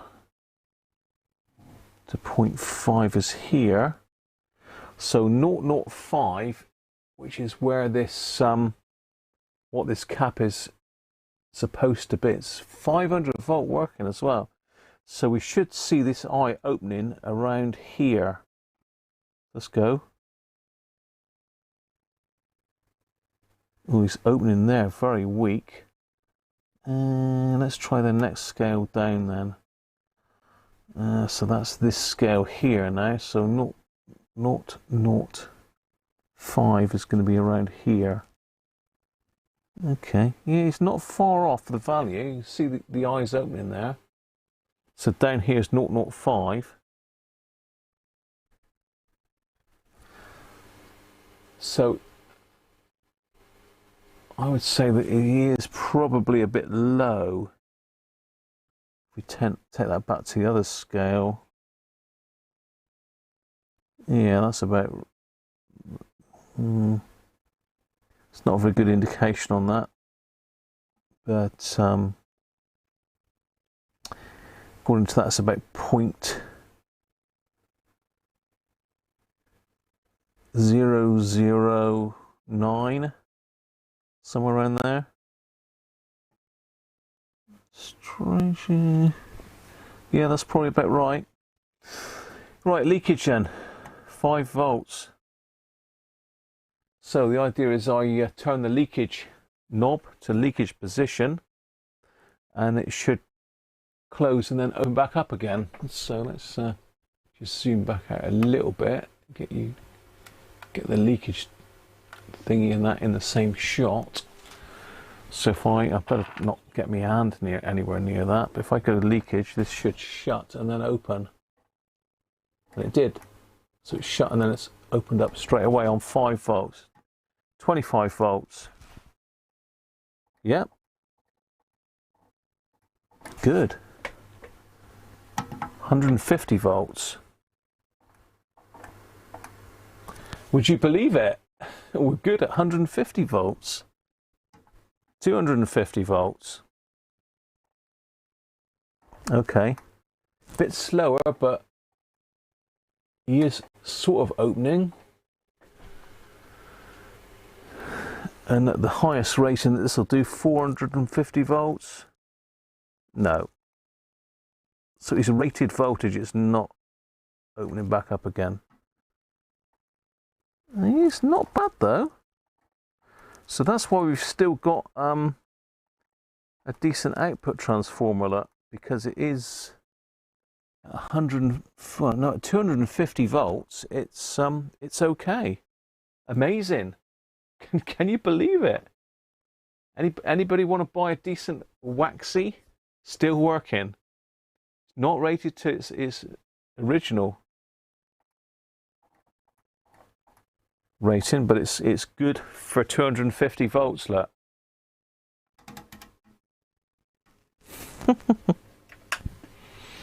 There you go. Interesting stuff. So let's turn some lights back on. I ain't got my other light on today. I thought it was a bit dark in here today.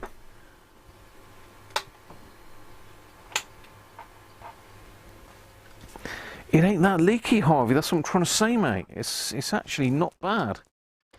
It's actually not bad, that one. And I don't think you would damage the set by leaving that one in. I don't think you would. Yeah, I think that wouldn't kill the transformer or the valve. Surprising. Very surprising. It can.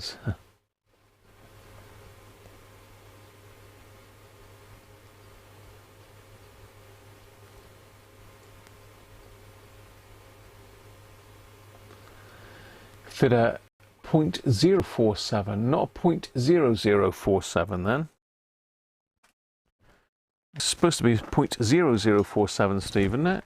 Or are you suggesting a modification? So 0.0047 is a 4.7 NF, so this would be 5 NF really, so it's a 472. A 472's got to go in there.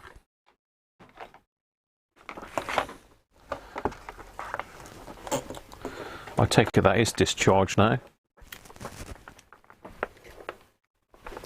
I've never checked that actually, whether it discharges. It should do.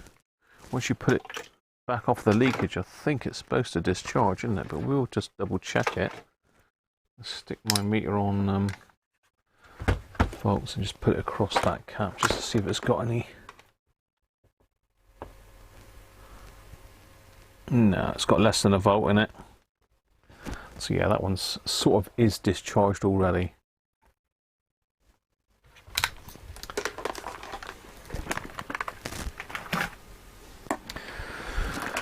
So what did I say? I lost my train of thought there. So it's a 4N7 or 472 in new money.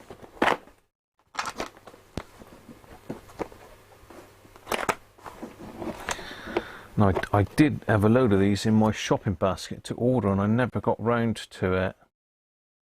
So what's the betting that the ones that I need, I've literally only got 3 left, look. 472, 630 volts. I normally check these on the tester as well, but I put it away now.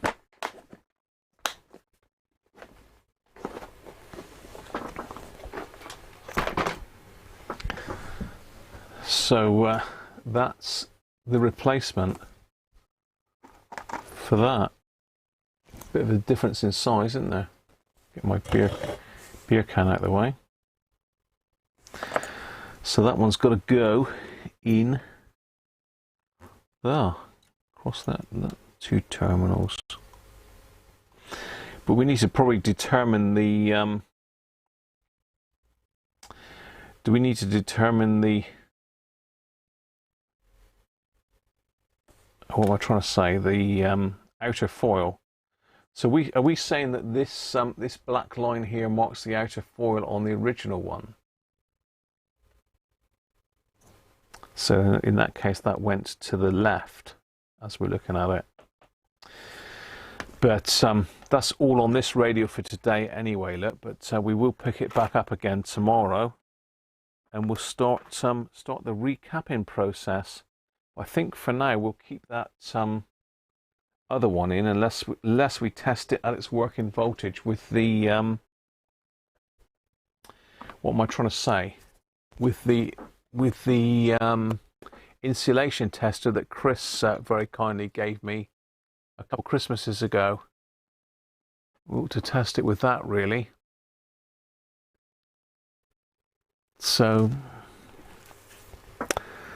I do get confused about using that for cap testing, to be fair, but it's just a resistance test end of the day, isn't it, really? But under load. So yeah, we're probably going to need to try and find the outer shield on this new cap and connect it the same way as the old one. So I'll stick that in there for now. So let's just catch up with a chat, and then we're going to have a look at the advent calendar.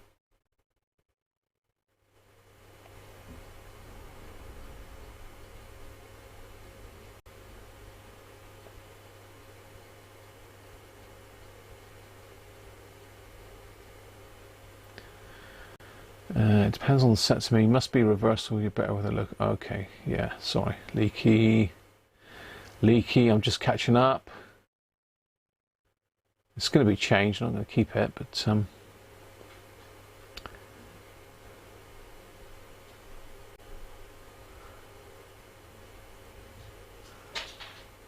change it. 0047. Yeah, that's what I said.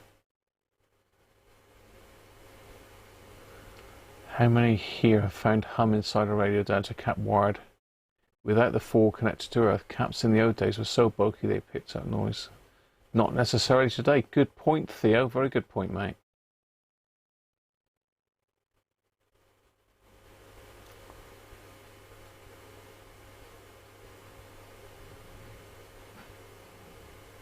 Does not matter. I didn't think it probably does, but I will show how to sort of roughly test it, but that's for another day. We haven't got our music going. We haven't got our music going. Right, need to move this out of the way, and we'll get the advent calendar in. But that's really a good little radio, that. I'm well pleased with that. It's not been got at, it's not been butchered. We've got a decent output transformer. It doesn't look like it's had a hard life, really, does it? Because the that cap is still sort of working at 250 volts. It's, you know, out of spec, but nevertheless, it's pretty good. Right, time for our advent calendar. And what's Uncle Weira going to provide for us today? We're looking for number 9 today.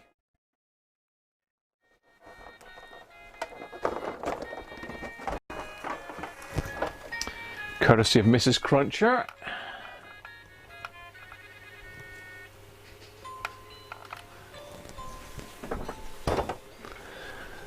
That's quite a good bit of advertising. All my Weira screwdrivers over here, isn't it?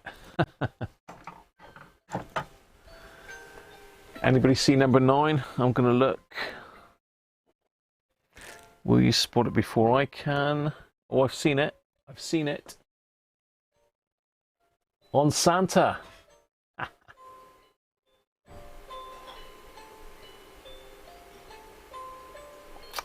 Benji did spot it. He did spot it, Spanky.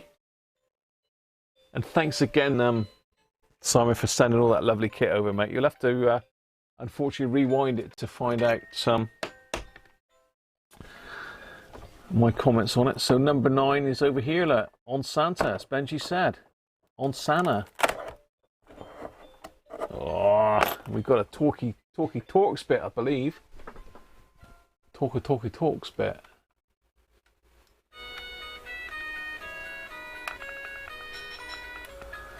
Yeah. Tommy the Torx. That's a number 20 Torx. Okay. Let's get that out of the way.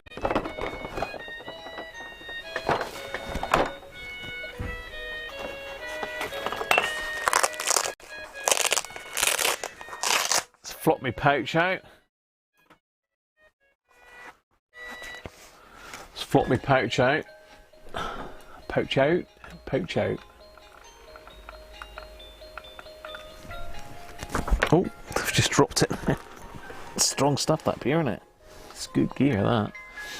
Anyway, cool, smells nice downstairs. I don't know what Mrs. Cruncher's cooking up, but it smells garlicky, people. So this is the we're at Advent calendar so far. Looking pretty good. I'm just after more of these. I love these. These are great little screwdrivers, jeweler's screwdrivers, whatever you want to call them. So here's our bit holder.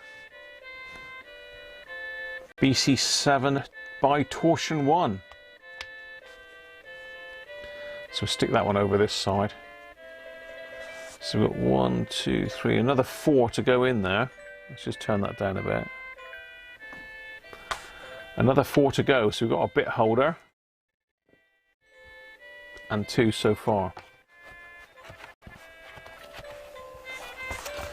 Excellent. Job done. Nearly there. So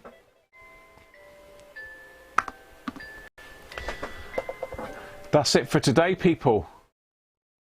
We're done.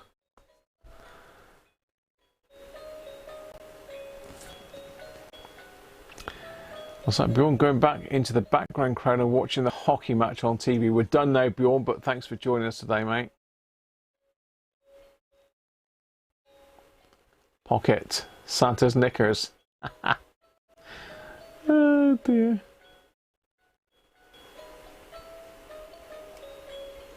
Cruncher's lab. Yeah. Cruncher's lavatory, I think it should be, RV. Cruncher's lavatory. Yeah, it's a nice gift from Mrs. Cruncher. That was. Bought it for my birthday. Thanks, Graham. Thanks, Graham. And thanks, Les. Thanks, everyone. Thanks for the super chats. I think I did have some today, didn't I? But, yeah, Graham. I think it was it Graham? I did have a couple of super chats today, so thank you very much, people. And interesting radio, we'll carry it on tomorrow, and we'll start the recapping. So, cheers all. 7-3s to you, Steve, and everyone else. Derek, catch you all tomorrow. Have a good one, and stay safe. And I might be having my booster tomorrow. So could have a bit of a sore arm tomorrow, you never know. Anyway, get your booster where you can. Cheers for now. He says, I'll put, yeah, there